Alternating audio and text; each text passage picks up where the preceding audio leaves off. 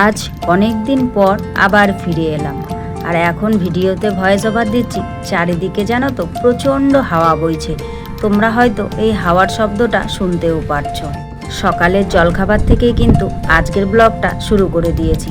আর এই ব্লগটা জানো তো আজকে ভয়েস ওভার দিচ্ছি, আজকের নয়, মোটামুটি অনেক কদিন আগের ব্লগ।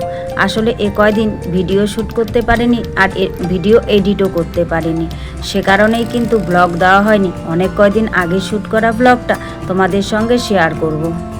আশা করছি তোমাদের ভালোই লাগবে। আজকে সকালের জলখাবারে বানিয়ে নিচ্ছি রুটি আর আলু ভাজা। আলু ভাজা আর রুটি দিয়ে আজকে সকালের জলখাবারটা সারবো। তো যাই হোক, শুভ সকাল আমার প্রিয় বন্ধুরা, সকলে কেমন আছো? আশা করছি যে যেখান থেকে আমার এই ভিডিওটি দেখছো সকলে ভালো আছো, সুস্থ আছো। আর আমরাও খুব ভালো আছি। অরুণাচল প্রদেশের এই ছোট্ট পাহাড়ি গ্রাম থেকে আমি মামনির সংসারে আরও একটি নতুন ব্লগে তোমাদের সবাইকে স্বাগত জানিয়ে তোমাদের সবাইকে সাথে নিয়ে আজকের ব্লগটি শুরু করে দিয়েছি। আমি আশা করছি আজকের ব্লগটিও তোমাদের খুব ভালো লাগবে। বেলা সকাল 6টা থেকে আজকের ব্লগটি কিন্তু শুরু করে দিয়েছি। তো যারা নতুন এসেছো, আমার ভিডিওটি যদি ভালো লাগে প্লিজ একটি লাইক করে চ্যানেলটি সাবস্ক্রাইব করে আমার পাশে থেকো। আর যারা আগের থেকেই আমার পাশে আছো তাদেরকে আমার অসংখ্য ধন্যবাদ। তো 6টায় কিন্তু ঘুম থেকে উঠিনি, ঘুম থেকে উঠেছি আরও সকালে।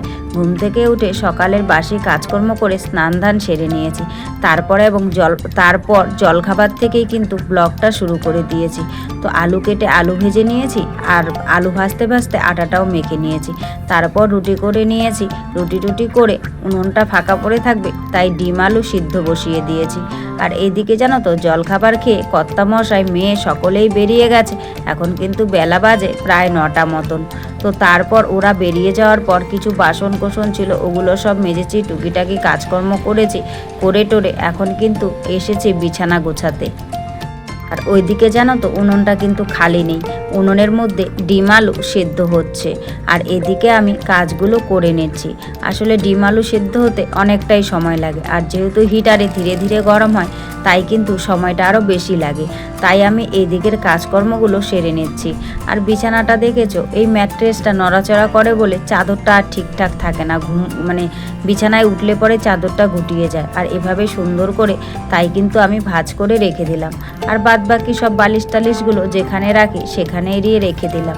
আর কর্তামশাইয়ের কাণ্ড দেখেছো, সকালবেলায় ঘুম থেকে উঠে এগুলো এভাবে এনে ফেলে রেখেছে, গুছিয়ে গাছিয়ে রাখিনি, এভাবেই রেখেছে। তো যাই হোক, যতটুকুই রেখেছে ততটুকুই অনেক। এখন আমি এগুলোকে গুছিয়ে নিচ্ছি। চাদরটাকে আগে ভাঁজ করে রেখে দিলাম, তারপর উপরে তোষকটা এভাবে রেখে ওই দিকে ধাক্কা দিয়ে সরিয়ে দিলাম। সরিয়ে দিয়ে জানালাটা খুলে দিলাম। খুলে দিয়ে এসে দেখি ডিম আলু আমার সেদ্ধ হয়ে গেছে। আর এখন আমি ভাতটা বসিয়ে দিয়েছি। তো ভাতও আমার হয়ে গেছে। তো আজকে কি রান্না করব তাই একটুখানি ডাল বসিয়ে দিলাম, কারণ ডিম আলু তরকারি দিয়ে মেয়ে খেতে পারবে না। তাই কিন্তু একটুখানি ডাল বসিয়ে দিয়েছি। আর মেয়ে ডাল হলে পরে একটুখানি ভাত খায়, তাই একটু ডাল বসিয়ে দিয়েছি। আর আজকে জানো তো ডালটা করছি, টমেটো তো কমন, ওটা আমাদের থাকবেই টমেটো প্রতিটা সবজিতে। আর সঙ্গে দিয়েছি কোয়াশ, আর মেয়ের জন্য একটুখানি আলু। কোয়াশ, আলু আর টমেটো দিয়ে আজকে কিন্তু মসুর ডালটা করেছি। আর যে ডিমগুলো সেদ্ধ দিয়েছিলাম সেই ডিমের মধ্যে একটা সেদ্ধ ডিম রেখেছি মেয়ের জন্য, কারণ সেদ্ধ করে ভাজলে পরে ওই ডিমটা মেয়ে খেতে চায় না, আর খেতেও পারে না, আর খায়ও না। সে কারণে ওর জন্য শুধু সেদ্ধ ডিম রেখে দিয়েছি। আর বাকি দুটো ডিম আমি দেখো মশলা করে নিয়েছি। মশলা দিয়ে কষিয়ে একটুখানি মাখা রান্না করব, কারণ খালি ডাল দিয়ে কেউ কর্তামশাই খেতে পারবে না। আমি খেতে পারবো, আমার কোনো সমস্যা নেই, কিন্তু উনি খেতে পারবে না।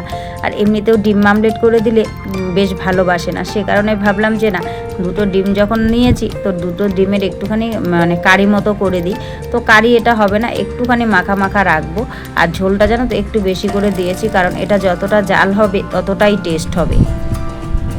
চলো রান্না বান্না করতে করতে অনেকটাই কিন্তু বেলা হয়ে গেছে। আর তোমাদের সঙ্গে দেখো অনেকটাই কথা বলে নিয়েছি। তারপর কিছু বাসন বেরিয়েছে, সেগুলোকে মাজতে বসে গেছি। আর তোমরা গলার ভয়েস শুনে বুঝতেই পারছো যে এখনও আমার শরীরটা খুব একটা ভালো নেই, পালিয়ে গিয়েও বাঁচতে পারলাম না।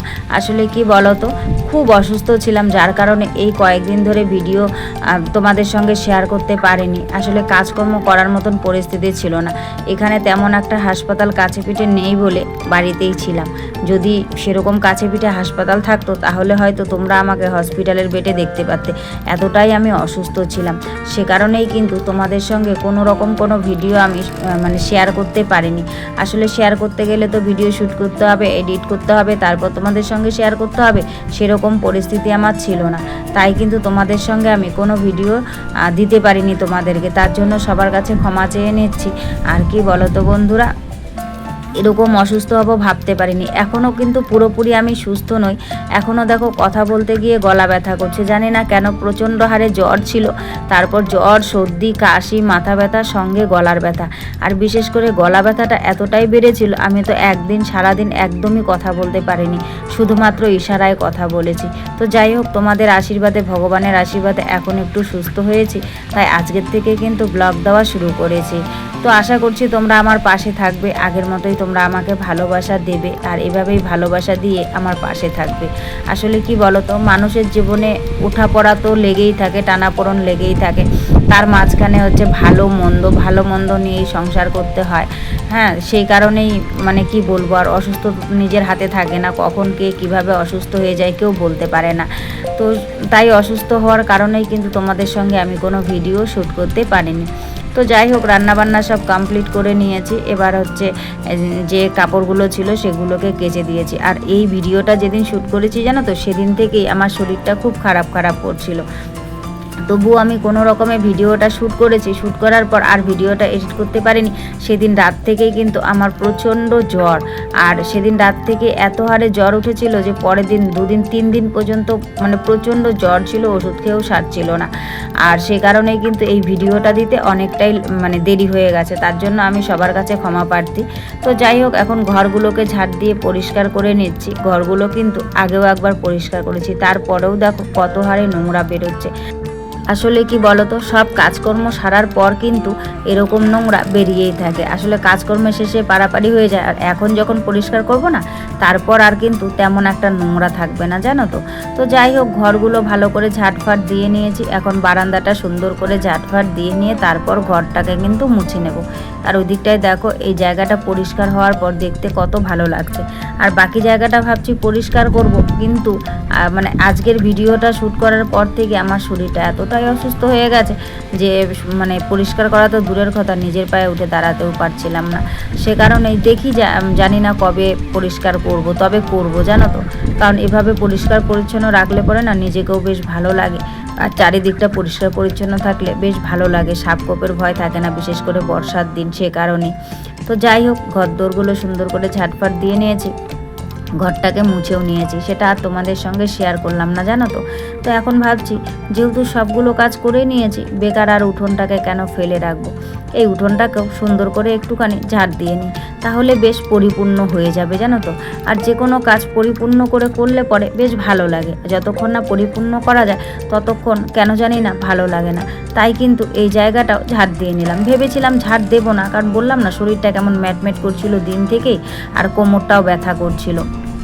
সে কারণে একবার ভেবেছিলাম ঝাড় দেবো না, কিন্তু জানো তো, আর পারলাম না ঝাড় না দিয়ে।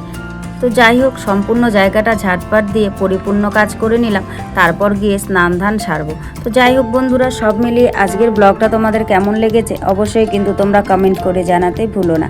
আর আজকের ব্লগের যদি কিছু ভালো লাগে তাহলে প্লিজ একটা লাইক করো, কমেন্ট করো, শেয়ার করো, আর আমার চ্যানেলটিকে সাবস্ক্রাইব করে এভাবেই আমার পাশে থেকো।